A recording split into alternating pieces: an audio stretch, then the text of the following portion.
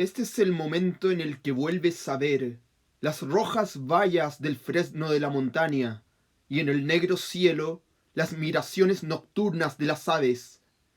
Me aflige pensar que los muertos no las verán. Estas cosas de las que dependemos, estas desaparecen. ¿Qué hará entonces el alma para su consuelo? Me digo a mí misma que quizá no necesite nunca más estos placeres. ¿Acaso el mero no ser ya baste, aunque cueste imaginarlo? Con esa traducción mía del poema Las migraciones nocturnas, que en forma de prólogo inicia el libro de 2006 Averno de Louis Gluck, Premio Nobel de Literatura de 2020, doy comienzo a esta clase sobre dicho libro de dicha autora y que titulo Averno de Louis Gluck, Estaciones y divisiones de la existencia.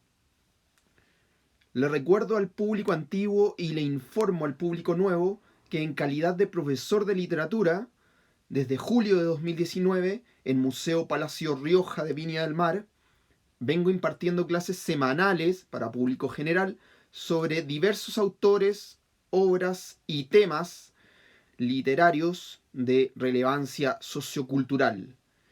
Y que con la pandemia y la cuarentena, desde junio de 2020, todo esto pasó a formato virtual, en vivo, en el Instagram, el Facebook y el YouTube de Museo Palacio Rioja, y se mantiene en 4 clases al mes los días jueves de 20 a 21 horas en el presente ciclo de letras en línea nombrado La Cáscara de Nuez, Literatura en Cuarentena. En noviembre trataré solo autoras, en este caso poetas mujeres, todas contemporáneas, empezando por el Nobel de Literatura reciente, la estadounidense Louise Gluck, y siguiendo con otra que podría haber ganado el mismo premio, la canadiense Anne Carson, y después 2 poetas más jóvenes, la española Natalia Carvajosa y la chilena Alejandra del Río. En el caso de esta última, la sesión consistirá, en vez de en una charla, en una entrevista. Esto se debe a que a partir de noviembre, el 4.º encuentro de cada mes se destinará a una cita con algún autor en torno a alguno de sus libros, también en vivo en el Instagram. Lo bonito de este corpus de noviembre, con las poetas mujeres y sus poemarios escogidos, es que en todos se trabaja lo que yo denomino la actualidad de lo mitológico. Los libros de Gluck, de Carson, de Carvajosa y de Del Río a abordar, todos entregan versiones modernas de los mitos grecolatinos que, querámoslo o no, en lecturas ortodoxas o heterodoxas, suponen fuentes primordiales que permean el amplio abanico de la cultura occidental y sus expresiones literarias, filosóficas e históricas. Momento que el gato quiere entrar. Entra. Discúlpenme. En el caso de Averno de Louis Gluck, para empezar, les leo la reseña que escribí al respecto.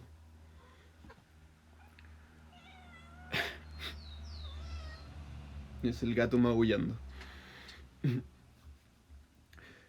Uno de los episodios primigenios de la mitología grecolatina corresponde al rapto de la joven Perséfone por obra del dios del inframundo Hades, quien la lleva a vivir consigo al reino de los muertos, llamado también Averno. Deméter, diosa de la naturaleza y madre de la violentada, en la tristeza de su ausencia, traspasa su angustia y descuida el estado de la tierra, al punto de que el suelo se marchita y no vuelve a florecer, por lo que el Olimpo intercede en el altercado y al final se pacta que por cada año Perséfone pase 6 meses siendo hija de Deméter en el mundo y 6 siendo esposa de Hades en el submundo. En el periodo de Perséfone como hija, Su llegada trae alegría a su madre y así al planeta, que recibe la primavera y luego el verano, mientras que en su periodo como esposa, su partida deprime a su madre, cuya pena se refleja en el otoño y luego el invierno. En Averno de Lewis Gluck, el mito de Perséfone es retomado, pero en relación ya no a las estaciones de la naturaleza, sino a las divisiones de la existencia y a los cambios que provoca el paso y el movimiento simbólicos de un estado de oscuridad a un estado de luz. En el Averno, región sombría y profunda, y a la vez un inframundo que contiene detalles semejantes a los del mundo, la Perséfone mítica, poetizada, cargada con voz moderna, se compenetra igualmente con ese otro cráter y abismo que invita a descender y descubrir la propia y topográfica profundidad del ser en reflexiones que discurrirán desde la vida y la muerte hasta el cuerpo y el alma, y mostrarán cómo unos y otros se confunden con sus contrarios, así como Perséfone, en su ciclo de bajar y subir, al reaparecer en la superficie, en el resplandor primaveral, no podrá evitar encarnar en sí misma y su mirada la tiniebla invernal, producto de la dualidad estacional polarizada en su carácter.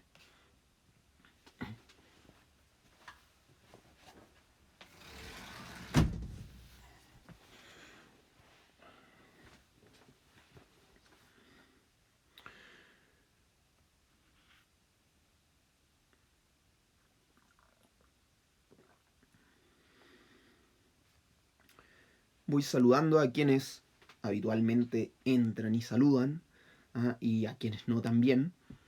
Sigo con la clase. La palabra averno viene del latín avernus y del griego aornos, que significa sin aves. Entre griegos y romanos, dicho nombre designaba, tal y como Lewis Gluck al comienzo del poemario homónimo lo reseña, un pequeño lago en un cráter 10 millas al oeste de Nápoles, Italia, considerado por los antiguos romanos como la entrada al inframundo. Inframundo que los griegos llamaban el Hades, nombre también del dios a cargo del mismo, Hades, señor de la región de los muertos. Louise Gluck, nacida en 1943 en Estados Unidos, donde siempre ha residido, en el pasado octubre fue galardonada con el Premio Nobel de Literatura, según el jurado, por su inconfundible voz poética que con austera belleza hace universal la existencia individual. En ese motivo ya tenemos un precedente importante en toda la obra poética de Louise Gluck, que hace universal la existencia individual. Ahora bien, ¿qué significa hacer universal lo individual? ¿Cómo el yo puede volverse el todos? Identificar a la totalidad de yoes, en este caso de yoes lectores, dispersados en el mundo y con historias distintas. De la vida de Louise Gluck y el valor de la misma en su obra, se puede decir que su historia personal de soledad y anorexia desde su temprana juventud, su melancolía, el psicoanálisis, sus estudios literarios inconclusos, su trabajo como poeta, ensayista y profesora, esa historia personal pero compartida con cualquier otro individuo que, más aún en esta modernidad, haya llegado a experimentar esos u otros sufrimientos, esa historia personal, desde el inicio de su carrera poética en 1968, en sus poemas aparece en forma de contenido autobiográfico en torno al deseo, el trauma, la tristeza, el carácter y la naturaleza melancólicos, pero siempre con correlatos mitológicos, lecturas de los clásicos que actualizan esas narraciones universales, de la cultura universal, y las ponen al servicio del yo individual. En ese sentido, su poesía se asemeja a la de una Emily Dickinson o una Elizabeth Bishop, dos poetas que los invito a revisar. ¿Qué sería, pues, un yo universal?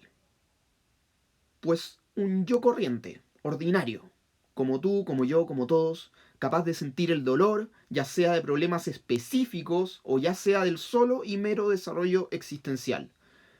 La vida, diría el psiquiatra Carl Jung, se compone de ciclos que repiten símbolos y arquetipos inconscientes en la especie, pero en cada individuo, en los cuales ciertos patrones recurrentes, diría el psiquiatra Sigmund Freud, permitirían un entendimiento de la psique humana a partir de correlatos colectivos.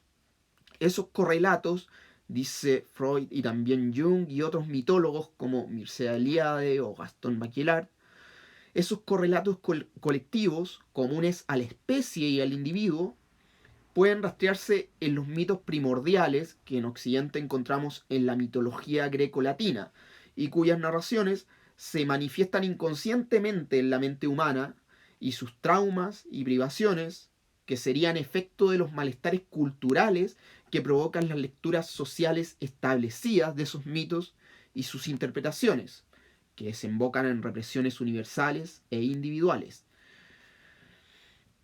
Louis Gluck, al tratar los trazos de su vida en su obra y recurrir a mitos clásicos para, en su escritura muy auténtica, expresarlos con efectividad, no hace sino mostrar lo que hay de común entre la existencia individual, el yo, y la comunión universal que a todos nos conduce y hermana más en el dolor que en el placer, considerando que el dolor, que es de que nacemos todos lo sentimos, es más universal que el placer, que no todos llegan a sentir.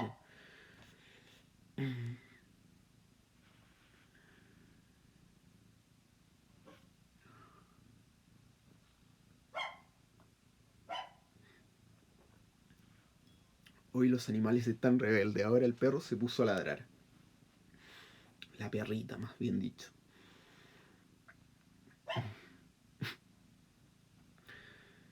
De 1968 a 2001, Louis Gluck había publicado ya 9 poemarios, entre los que destacan El triunfo de Aquiles, de 1985, y El iris salvaje, de 1992.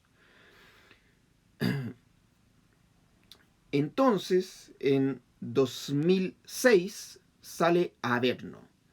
El poemario comienza con el poema que al inicio les recité, y que partía con el cambio de estado del planeta del invierno a la primavera, y así a la luz o sombra del relato mítico que permea el poemario, el cambio de estado de Perséfone que sube y regresa del inframundo al mundo. Perséfone, la joven que Hades, dios de los muertos, raptó y llevó para ser de ella su esposa en el Averno, el submundo tenebroso. Perséfone, la joven cuya madre, Deméter, diosa de la tierra, al irse su hija, quedó angustiada y traspasa su dolor a la naturaleza, que se marchita en lo que sería el origen mitológico de las estaciones del otoño y el invierno, y a las que después, cuando Perséfone vuelve al lado de su madre y ésta se alegra, se añaden la primavera y el verano.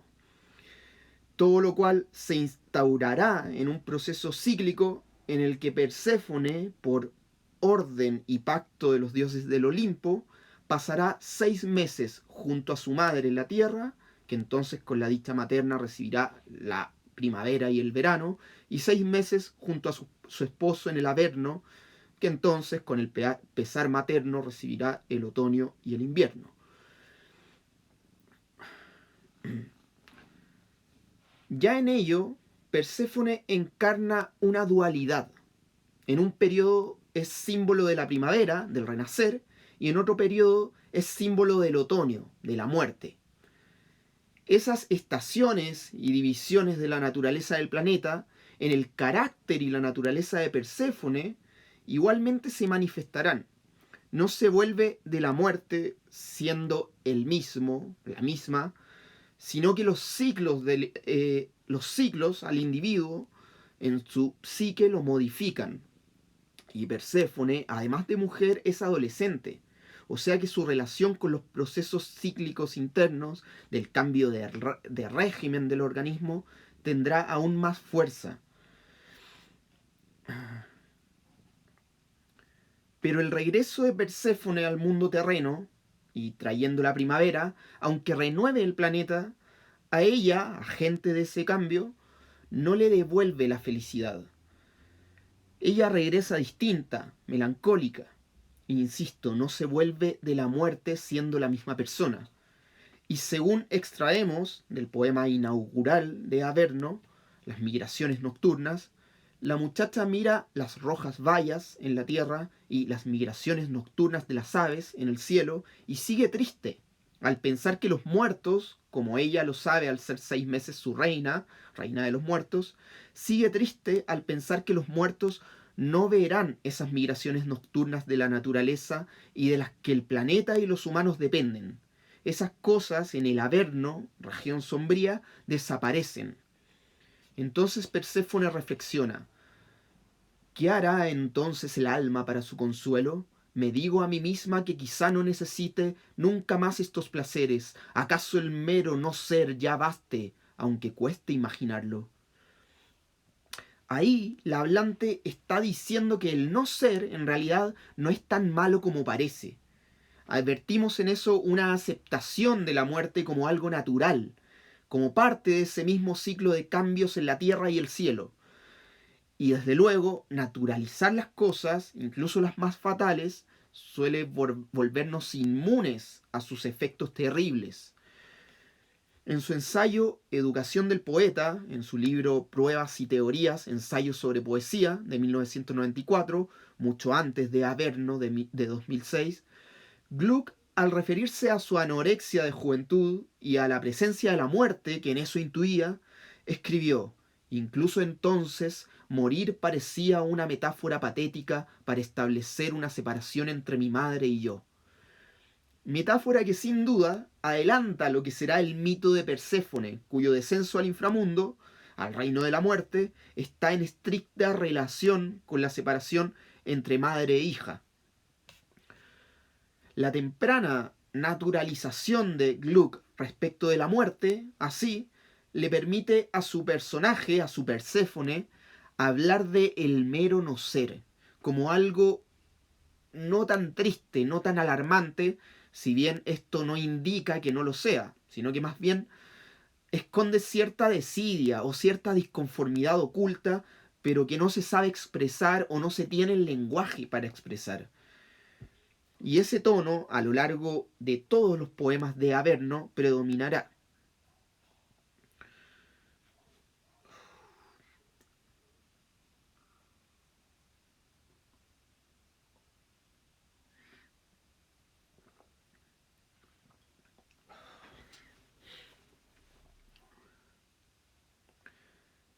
En el poema Averno, Gluck hace decir a Perséfone que la muerte es irreal, ya que al morir se sigue viviendo en el inframundo. Mueres cuando tu espíritu muere, de lo contrario vives. En el poema Octubre, que abre la primera sección de Averno, Perséfone dice que ya es de nuevo invierno y que la noche no se acaba y que no fue mi cuerpo rescatado, no estaba a salvo. Y más abajo sigue: no estaba la tierra a salvo cuando fue plantada, para después confesar: verano tras verano ha terminado, el bálsamo tras la violencia, no me hace bien ser buena conmigo ahora, la violencia me ha cambiado. El rapto violento de Hades, por lo que ha ido a parar al Averno, la ha cambiado. Ha sembrado en su carácter un eterno invierno, de la misma manera en que su ser se ha vuelto más mente que cuerpo, y así su actitud se ha endurecido. ¿Puedes oír mi voz? Esta es la voz de mi mente. Ya no puedes tocar mi cuerpo. Ha cambiado una vez, se ha endurecido. No le pidas que vuelva a responder. Otros versos en torno al mismo asunto, aún del poema Octubre, que abre la primera sección, dicen: no me hace bien, la violencia me ha cambiado, mi cuerpo se ha enfriado como los campos desnudos, ahora queda solo mi mente, cauta y dudosa, con la sensación de estar puesta a prueba. la naturaleza se ha entronizado. La naturaleza se ha entronizado en el cuerpo, que en el Averno es más mente que cuerpo, en el cuerpo de Perséfone. Y así sus factores de realidad los encuentra en la naturaleza. Una que cuando ella yace en el Averno es invernal, y que cuando regresa al mundo sigue siendo invernal en su carácter. Lo que otros hallaron en el arte, yo lo hallé en la naturaleza. Lo que otros hallaron en el amor humano, yo lo hallé en la naturaleza. Muy sencillo, pero ahí no hay voz. El invierno se ha ido, en el polvo descongelado, pocos de verde se mostraron. Ven a mí, dice el mundo. Yo estaba de pie, en mi abrigo de lana, en una especie de portal brillante. Puedo al fin decir, hace tiempo. Me da un placer considerable. Belleza, la sanadora, la maestra. La muerte no puede dañarme más de lo que tú me has dañado, mi amada vida. La muerte, pues, al no ser, no daña más que la vida. El regreso de Perséfone al mundo y junto a su madre, estar de nuevo a la luz del día, símbolo de la vitalidad de la superficie en la naturaleza, pese a todo, no le resta a la joven su melancolía, en un mundo en el que su llegada implica primavera para el planeta, pero sin alejar el invierno en el interior de ella. Aquí en el poema, su única compañía le dice, no estás sola. En tanto, Perséfone contempla ese mundo donde sobre los campos, sobre los techos de las casas del pueblo, el resplandor que hizo toda vida posible se convierte en las frías estrellas. Ahí arriba, cuando llega la noche, la luz revela su origen. De la fría noche universal, la noche eterna, que en forma de poema, de los poemas de Averno, acompaña al carácter de la muchacha. Y la única belleza verdadera en la superficie, Perséfone la encuentra en la noche, en la luna. Mi amiga la luna se alza. Ella esta noche es hermosa, pero ¿cuándo ella no es hermosa? La Perséfone de Gluck se asemeja más a la luna que marca los ciclos. Es más parecida a lo nocturno. Ella que trae la primavera es más parecida a las sombras. Su naturaleza se relaciona más con la de las estrellas que con la llegada de esa primavera con que tradicionalmente se la viene asociando, tal y como hacia el final del libro se lee en el poema Telescopio. No eres una criatura en un cuerpo, existes como existen las estrellas, participando de su quietud, de su inmensidad. Esa noche nos revela la verdad, la soledad universal en la que, como asomados al telescopio, miramos las estrellas y observamos cuán lejos está cada cosa de todas las otras cosas.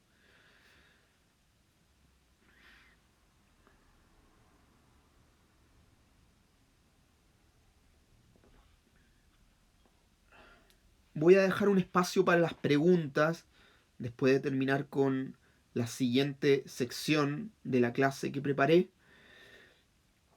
Y así podemos dialogar, pueden comentar, pueden preguntar, pueden emitir críticas.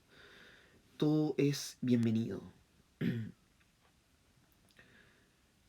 La rica reescritura del mito grecolatino de Perséfone y el origen de las estaciones sugiere en la línea de lo cíclico terreno otro tema que Gluck en Averno abordará, la sexualidad, en este caso a partir de la fertilidad o de la pubertad. La dualidad de Perséfone, de ser hija cuando regresa al mundo de los vivos y ser esposa cuando regresa al mundo de los muertos, y estar repitiendo eternamente estos ciclos, involucra sin duda una sugerente noción sexual relativa a lo corporal y el deseo de la carne, pero también a su ausencia, a la ausencia del cuerpo, a la ausencia del deseo, y a la madurez forzada.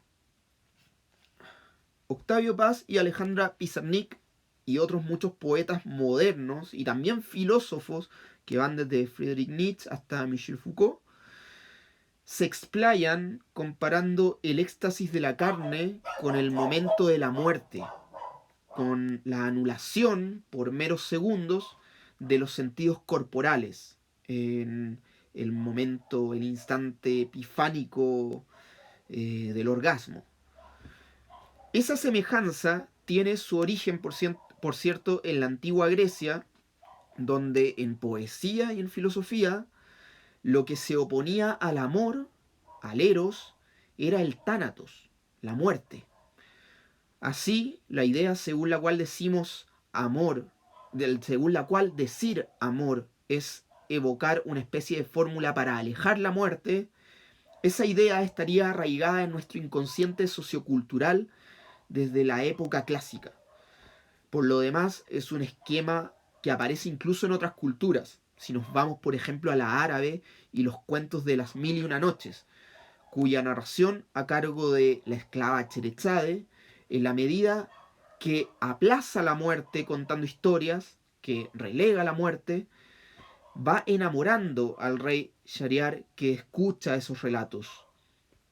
Esto pueden revisarlo en la clase de julio que en este mismo ciclo di sobre Cherezade y las mil y una noches, y que sigue subida en el Instagram, el Facebook y el YouTube de Museo Palacio Rioja.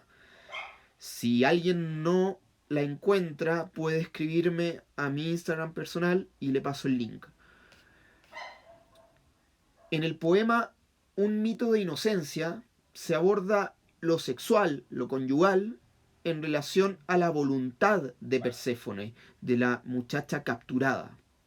Ahí se lee: la chica que desaparece de la piscina nunca regresará. Una mujer regresará buscando a la chica que era. Ella se para junto a la piscina diciendo de vez en cuando: fui secuestrada, pero suena mal para ella, nada como lo que sentía. Luego dice: no me secuestraron. Luego dice: me ofrecí, quise escapar de mi cuerpo. Incluso a veces yo deseé esto. Pero la ignorancia no puede querer el conocimiento. La ignorancia quiere algo imaginado que cree que existe. Todos los diferentes sustantivos ella los dice en rotación: muerte, esposo, Dios, extraño. Todo suena tan simple, tan convencional. Debo haber sido, piensa, una chica sencilla. De esos versos se desprende un deseo primigenio de la joven Perséfone, pero concretado de una manera que la ha dejado confundida y que incluso en algún sentido la hace sentir, no en algún sentido, evidentemente ella lo dice, la hace sentir culpable. Una realidad muy terrible que en la actualidad, lamentablemente, por presión social y cultural, patriarcal y heteronormativa, psicológicamente muchas chicas tras un acto sexual, incluso voluntario, no solo forzado, padecen. ¿Ah? Testimonios hay por millones. En el poema Un mito de devoción se aborda lo sexual, lo conyugal, pero ya no en relación a la voluntad de Perséfone o a lo que ella quería y que no resultó, o que podría haber querido pero que no sabe si quería, sino que se aborda en relación a la intención de Hades, del raptor de Perséfone. El despertar sexual ahí se asoma en términos de imitación de la naturaleza, pero que para la muchacha, aún muchacha, digamos tempranamente forzada al reino de las sombras, a ser la esposa de Hades, a salir de la madre y madurar a lo sexual, a la muerte simbólica de lo sexual, etc., para la muchacha no es imitación de la naturaleza que antes del rapto conocía, sino que eso sexual que aparece en el Averno le resulta algo distinto. El inframundo que Hades, raptor de la joven Perséfone, adorna para que ella se sienta a gusto, como en casa, imita al mundo en su forma y sin embargo no deja de parecer falso, premeditado, distinto a la naturaleza que brota espontánea. Les recito el poema completo porque es de una belleza sublime. El poema Un mito de devoción. Cuando Hades decidió que amaba a esta chica, construyó para ella un duplicado de tierra, todo igual, hasta el prado, pero con una cama añadida. Todo igual, incluida la luz del sol, porque sería duro para una chica joven ir tan rápido de la luz brillante a la total oscuridad. Poco a poco, él pensó, introduciría la noche, primero como las sombras de las hojas revoloteando, luego la luna, luego las estrellas, luego sin luna, sin estrellas. Deja que Perséfone se acostumbre lentamente. Al final, pensó, ella lo encontraría reconfortante. Una réplica de la Tierra, excepto que aquí había amor. ¿No todos quieren amor? Él esperó muchos años, construyendo un mundo, observando a Perséfone en el prado. Perséfone, una oledora, una catadora. Si tienes un apetito, él pensó, los tienes todos. No todos quieren sentir en la noche el cuerpo amado, brújula, estrella polar, para oír la sutil respiración que dice estoy vivo, que significa también tú estás vivo, porque me escuchas, tú estás aquí conmigo, y cuando uno cambia, el otro cambia. Eso es lo que él sintió, el señor de las tinieblas, mirando el mundo que había construido para Perséfone. Nunca pasó por su mente que ahí ya no habría nada de olor, ciertamente nada para comer. ¿Culpa? ¿Terror? ¿El miedo al amor? Estas cosas que él no podía imaginar, ningún amante jamás las imagina. Él sueña, se pregunta cómo llamar este lugar. Primero piensa, el nuevo infierno, luego, el jardín. Al final, decide nombrarlo la niñez de Perséfone. Una suave luz que se eleva sobre el llano prado, detrás de la cama, él la toma en sus brazos, quiere decir te amo, nada puede lastimarte, pero él piensa que esto es una mentira, por eso al final dice estás muerta, nada puede lastimarte, que le parece un comienzo más prometedor, más verdadero. El amor, refugio, se parece a la muerte. El Eros se parece al Tánatos. Así que estar muerta en Perséfone se parecería a estar enamorada, piensa Hades. O más bien a experimentar, ahí en la oscuridad, los resplandores del éxtasis de los cuerpos, que se sacia y es como si murieran. Y que Hades cree que todos ansían. Hades no considera que Perséfone es una muchacha más cerca de una niña que de una mujer.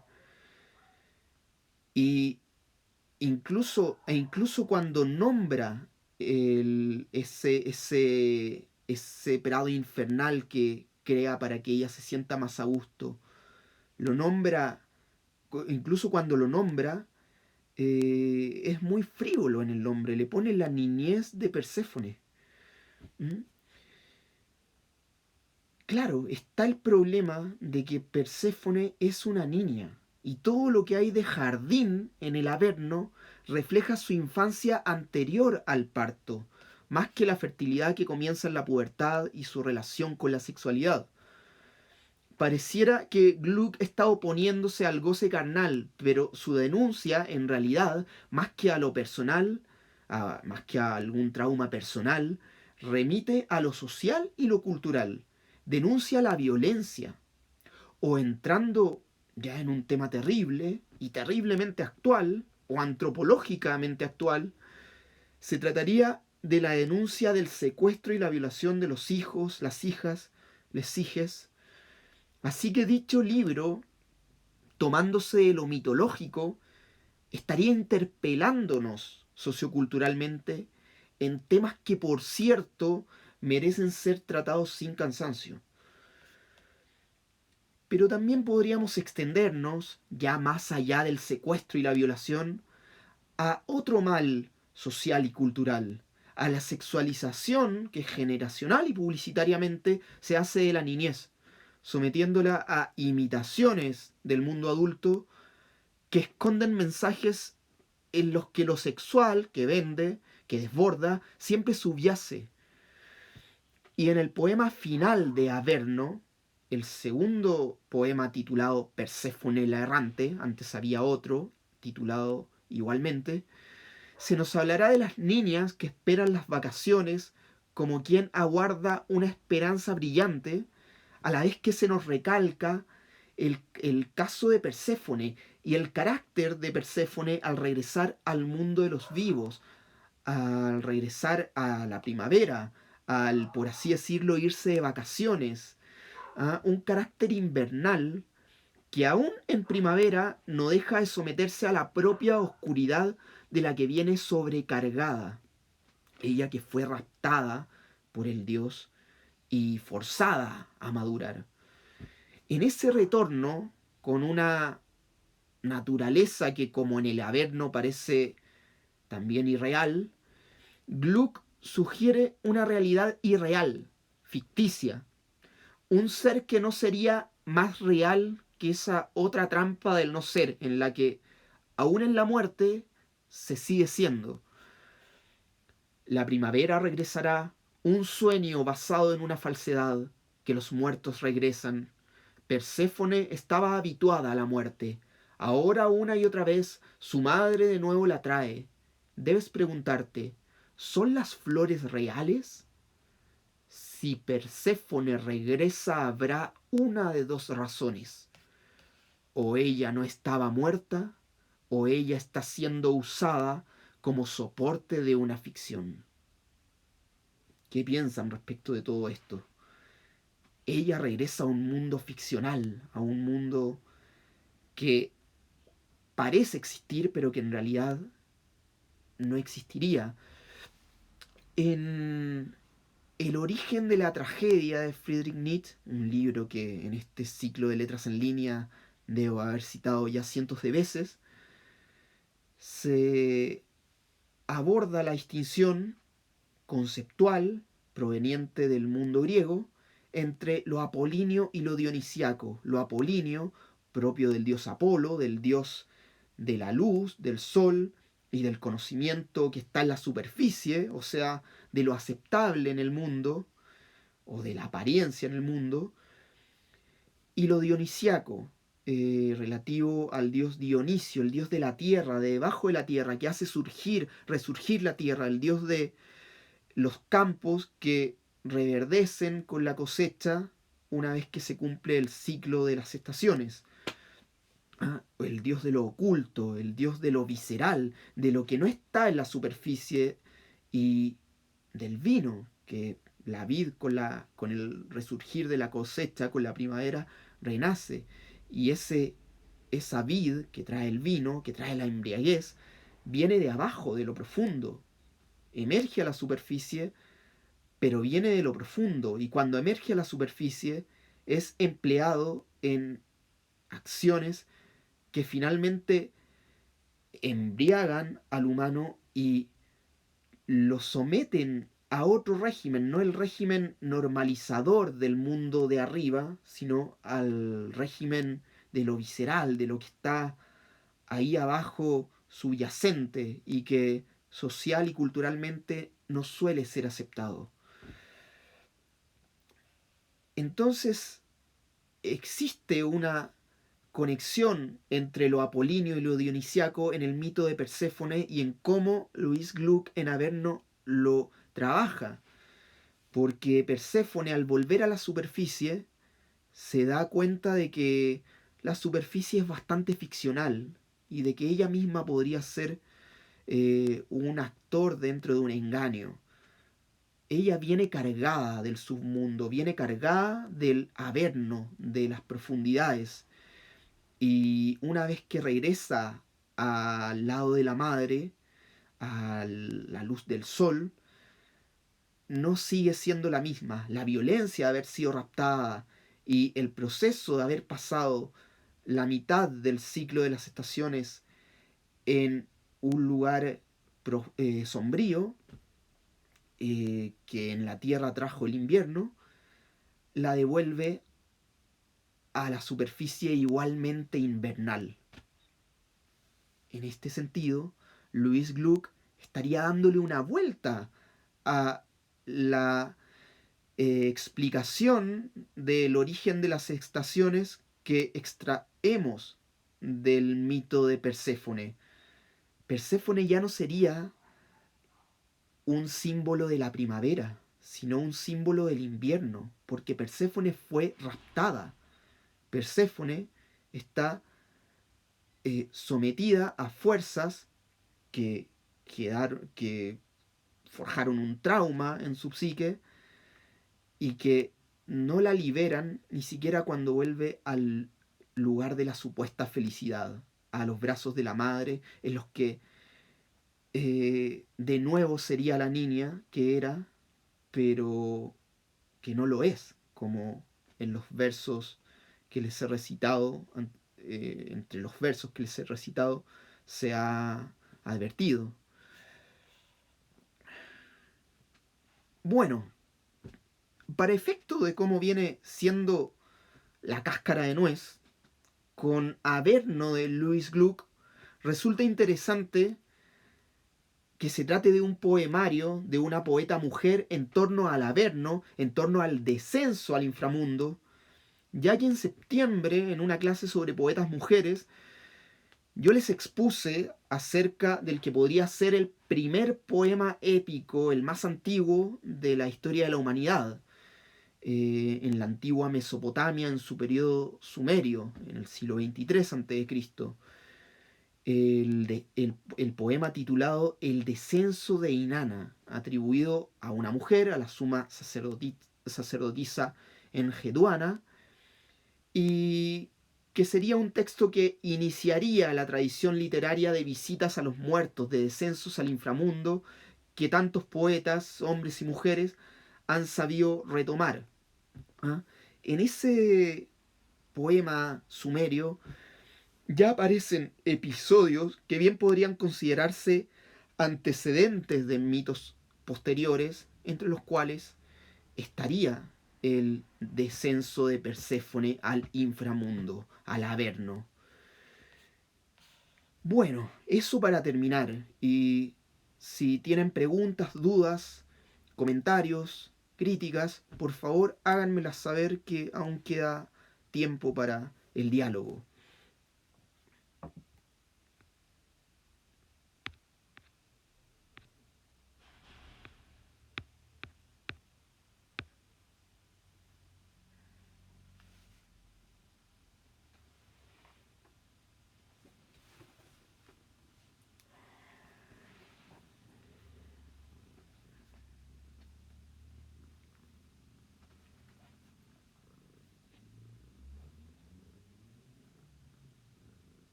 Bueno, noto que hoy no hay eh, comunicación con el público asistente, pero no importa. La clase queda subida, queda realizada y subida en el Instagram de Museo Palacio Rioja y también en el Facebook y en el YouTube. Ah, bueno, ahí hay dos comentarios. Excelente presentación. Me alegra que les sirva. La idea es entrar a leer a Louis Gluck, cuya obra ha sido traducida al español en libros que viene sacando desde hace 20 años la editorial Pretextos. Pueden encontrar esos libros en ediciones bilingües. Las traducciones que yo les he ofrecido en esta clase son todas de mi autoría, pero no recuerdo quién es el traductor en la editorial Pretextos, pero leí algunas versiones y me parecieron eh, perfectas, mejores que las mías, de esto que aún no estoy conforme.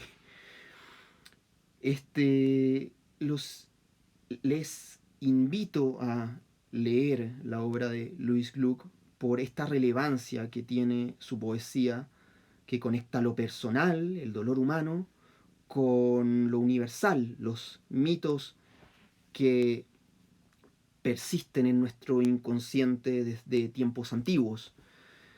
La realidad podemos entenderla tanto mejor cuanto más volvemos al pasado. Y en el caso de los mitos, aunque no parezcan disidentes, eh, perdón, contingentes, pienso que una correcta lectura de los mismos, o sea, una lectura sincera, no, no remitida a lo esperable, una lectura que destaque, auténtica, como la que Louis Gluck hace de El mito de Perséfone, siempre va a aportar luces a las sombras de la actualidad. Lo vimos ahora en relación al secuestro y la violación, tema, insisto, lamentablemente presente aún en nuestra sociedad y cultura. Eh, Hay otro comentario por ahí. Pensaba eso mismo acerca de Perséfone. Finalmente ella es el invierno y solo es la inspiración de la primavera. Totalmente, totalmente. Eh, y es una cuestión intuitiva de muchos. Esto de no tomar las cosas como nos las dicen, no tomarlas como vienen, sino que indagar en lo oscuro que pueda haber, incluso en lo luminoso. ¿Mm? Finalmente, las estrellas en la noche brillan en un espacio sombrío. Es en las sombras donde la luz mejor se distingue. Otro comentario: es más conocida con la anunciación de la primavera. Claro, por lo mismo que estamos hablando, Perséfone trae de vuelta la alegría a su madre, diosa de la naturaleza, y eso se traspasa a la tierra que florece. Pero Perséfone, como hemos visto, no llega florecida, llega perpleja, llega disonante, llega dionisíaca, no apolínea. Este... Acá hay un gato apolíneo. Por más amarillo que parezca... Miren cómo muerde. Ya. Bueno, si no hay más dudas, ni preguntas, ni comentarios, cierro la sesión de hoy y dejo extendida la invitación para el próximo jueves a seguir con este ciclo de septiembre de poetas mujeres en torno a la actualidad de lo mitológico, a seguir con otra poeta que pudo haber ganado el Nobel en vez de Louise Gluck, Anne Carson. ¿Mm? Otro comentario por ahí, también de Madame Quimera, a quien todavía revisen el Instagram de javiera.quimera e ingresen para votar por una ilustración. Ella es ilustradora, que está muy buena y muy simbólica en relación a los hurones, el té y la lavanda. Hasta las 9 tienen plazo, así es que entren ahora. Claro, Madame Quimera, Javiera Quimera, dice: finalmente Deméter es más la primavera que su hija. Claro, la primavera es un atributo de la diosa de la naturaleza que sonríe y traspasa esa sonrisa a la tierra, al florecer del mundo.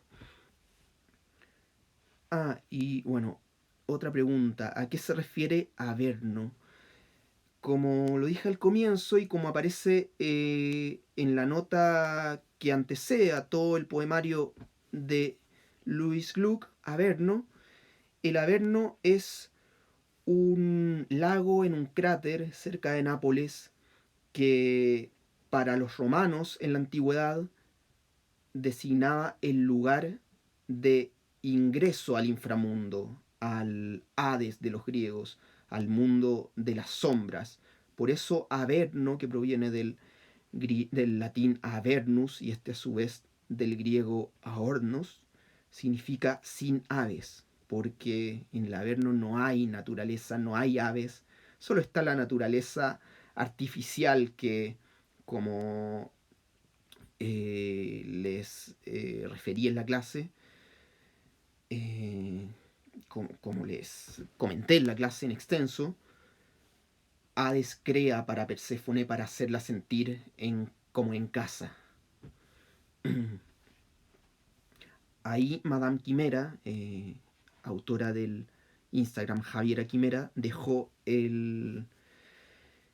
la cuenta en la cual pueden votar por su ilustración que les recomendé. @creatupin. Bueno, hasta acá la sesión.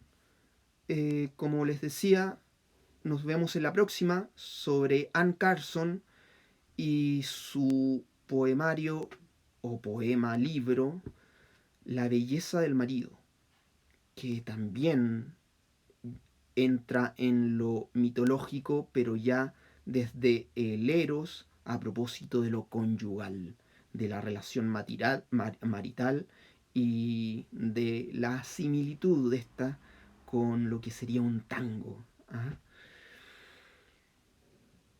Bueno, hasta acá la clase. Gracias por la asistencia.